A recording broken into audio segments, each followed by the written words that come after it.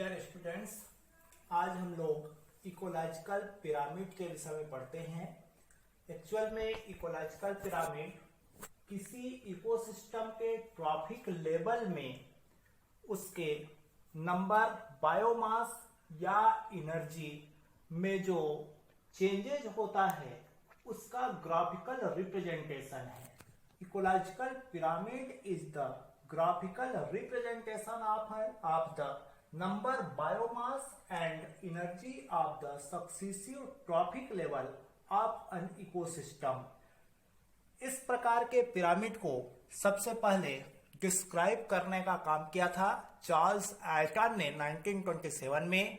इसलिए इस पिरामिड को हम एल्टोनियन पिरामिड के नाम से भी जानते हैं।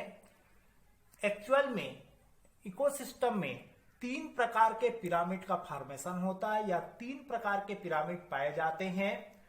फर्स्ट है pyramid of number, second pyramid of biomass and third है pyramid of energy. Pyramid of number जो है किसी इकोसिस्टम में जीव संख्या का पिरामिड होता है। उसमें जीवों की संख्या कितनी है प्रत्येक टॉपिक लेवल पर उसको रिप्रेजेंट करता है कि ट्रॉफिक लेवल पर जीवों की संख्या किस प्रकार से बढ़ रही है या घट रही है। तो किसी इकोसिस्टम में अलग अलग ट्रॉफिक लेवल पर जीवों की संख्या घटती है या बढ़ती है, उसके बेस पर जीव संख्या का पिरामिड, पिरामिड ऑफ नंबर, दो प्रकार का हो सकता है। पहले बोलते हैं हम अपराइट पिरामिड और दूसरे को हम नाम देते हैं इन्वर्टेड पिरामिड का। अपराइट मीन्स सीधा पिरामिड और उल्टा पिरामिड। सीधा पिरामिड, जीव संख्या का पिरामिड हमको बहुत सारे फूड चेन में या इकोसिस्टम में देखने को मिलता है। जैसे ले सकते हैं हम ग्रासलैंड इकोसिस्टम। इस ग्रासलैंड इकोसिस्टम में जो प्रोड्यूसर हैं, जो फर्स्ट टॉपिक लेवल को बनाते हैं, ये ग्रासेस होते हैं। ग्रासेस की संख्या बहुत अधिक होती है। इनका काम होता है सोलर रेडिएशन को एब्जॉर्ब करके फोटोसिंथेसिस की क्रिया के द्वारा फूड मटेरियल का फॉर्मेशन करना। इनके द्वारा बनाया हुआ भोजन सेकंड टॉपिक लेवल में ट्रांसफर होता है और सेकंड टॉपिक लेवल होती है यहाँ पर ग्रास हॉपर्स। ये हर्बीवोरस होते हैं जो ग्रासेस को खाते हैं। इसके अलावा जो है नेक्स्ट टॉपिक लेवल का फॉर्मेशन करता है फ्रॉग, जो ग्रास हॉपर को खा जाता है, उसको अपना भोजन बनाता है। फ्रॉग को खाने का काम करता है स्नेक, और ये प्राइमरी कार्निवोरस होते हैं जो फोर्थ टॉपिक लेवल का फॉर्मेशन करते हैं, और इसको खा जाता है हवाक, जो सेकेंडरी कार्निवर या टॉप कंज्यूमर होता है, और ये टॉपिक लेवल के टॉप जो है T5 लेवल का फॉर्मेशन करता है।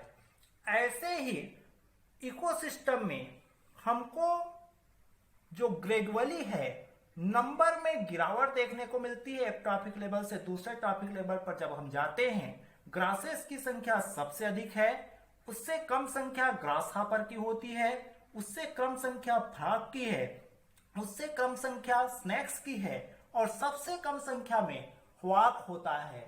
तो लगातार जो है संख्या कम होती चली जाती है एक टॉपिक लेवल से दूसरे टॉपिक लेवल में।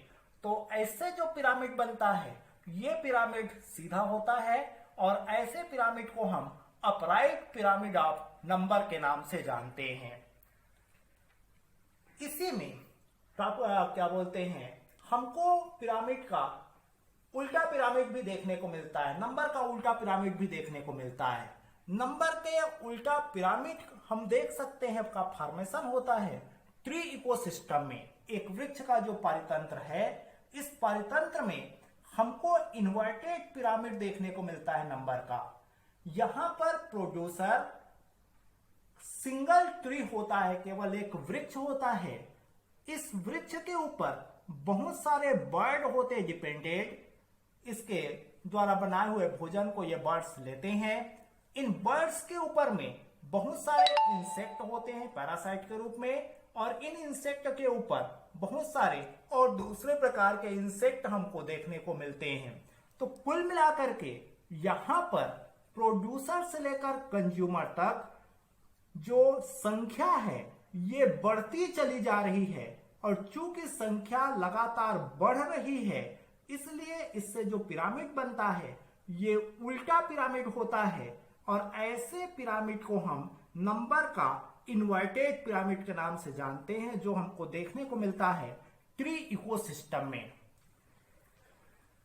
इसी प्रकार से दूसरा पिरामिड हमको देखने को मिलता है पिरामिड ऑफ बायोमास का।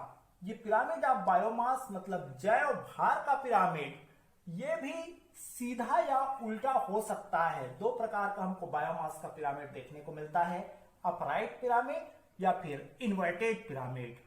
अपराइट पिरामिड सीधा पिरामिड है जिसमें एक टॉपिक लेवल से दूसरे टॉपिक लेवल में लगातार जो है उस जीव का बायोमास उस इकोसिस्टम में घटता चला जाता है। और जैसे कि हम देख सकते हैं इसका एग्जांपल के रूप में ग्रासलैंड इकोसिस्टम को, यहां पर ग्रासेस प्रोड्यूसर होते हैं, फर्स्ट टॉपिक लेवल का फॉर्मेशन करते हैं। इन ग्रासेस के द्वारा बनाए हुए इन ग्रासेस का वजन सबसे ज्यादा होता है और इससे कम वजन वाला जो है ग्रास हापर होता है, इससे कम वजन होता है फ्रॉग्स का, और इनके ऊपर डिपेंडेंट जो स्नेक्स हैं इससे कम वजन होता है, और सबसे कम वजन जो स्नेक्स के ऊपर डिपेंडेंट है हवाक, इनका होता है। तो लगातार इनका वेट घटते चला जाता है, जैव भार घटता चला जाता है।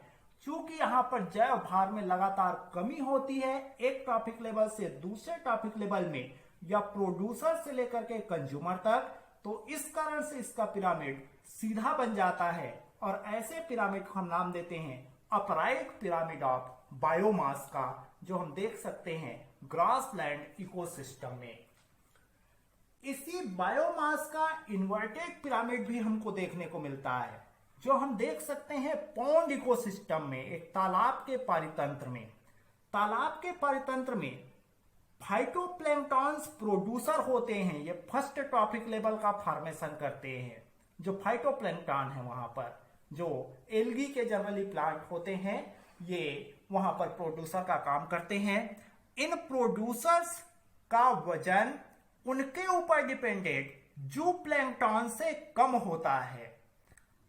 इस जो सेकंड टॉपिक लेवल का फॉर्मेशन करते हैं या जो प्राइमरी कंज्यूमर हैं, इनके ऊपर डिपेंडेंट स्मॉल फिशेस होते हैं जिनका बायोमास इनकी तुलना में ज्यादा होता है। और जो थर्ड टॉपिक लेवल या फिर सेकेंडरी कंज्यूमर का फॉर्मेशन करते हैं, इनके ऊपर में डिपेंडेंट होते हैं लार्ज फिशेस, इनका बायोमास सबसे अधिक होता है। ये फोर्थ लेवल के टॉपिक लेवल या टॉप कंज्यूमर का फॉर्मेशन करते हैं। तो लगातार यहाँ बायोमास जो है पॉन्ड इकोसिस्टम में बढ़ते चला जाता है एक टॉपिक लेवल से दूसरे टॉपिक लेवल पर, और इससे जो पिरामिड बनती है ये पिरामिड उल्टी पिरामिड होती है, और ऐसे पिरामिड को हम इन्वर्टेड पिरामिड ऑफ बायोमास के नाम से जानते हैं। थर्ड जो हमको देखने को मिलता है पिरामिड ऑफ एनर्जी, ऊर्जा का पिरामिड। इसमें एनर्जी एक टॉपिक लेवल से दूसरे टॉपिक लेवल पर ट्रांसफर होती चली जाती है। ये किसी भी इकोसिस्टम में हमेशा अपराइट ही बनता है, क्योंकि जैसे ही एक टॉपिक लेवल से दूसरे टॉपिक लेवल में एनर्जी ट्रांसफर होती है तो उसमें कमी आती जाती है, क्योंकि कुछ ना कुछ एनर्जी लॉ ऑफ थर्मोडायनेमिक्स के अनुसार वहां पर से बाहर निकल जाती है। और दूसरे टॉपिक लेवल में जो पीछे का उसका टॉपिक लेवल है टॉपिक लेवल 1, उससे टॉपिक लेवल 2 में कम ही एनर्जी ट्रांसफर होती है। उसी प्रकार से टॉपिक लेवल 3 में उससे कम एनर्जी ट्रांसफर होती है, टॉपिक लेवल 4 में उससे कम एनर्जी ट्रांसफर होती है। तो चूंकि यहां पर एनर्जी एक टॉपिक लेवल से दूसरे टॉपिक लेवल, इस प्रकार का पिरामिड हमको सभी इकोसिस्टम में देखने को मिलता है, ऑल इकोसिस्टम में देखने को मिलता है ऊर्जा का पिरामिड। क्योंकि एनर्जी एक टॉपिक लेवल से दूसरे टॉपिक लेवल में लगातार कम होती चली जाती है, इसलिए इसका पिरामिड हमेशा सीधा बनता है, कभी भी उल्टा पिरामिड नहीं बनता।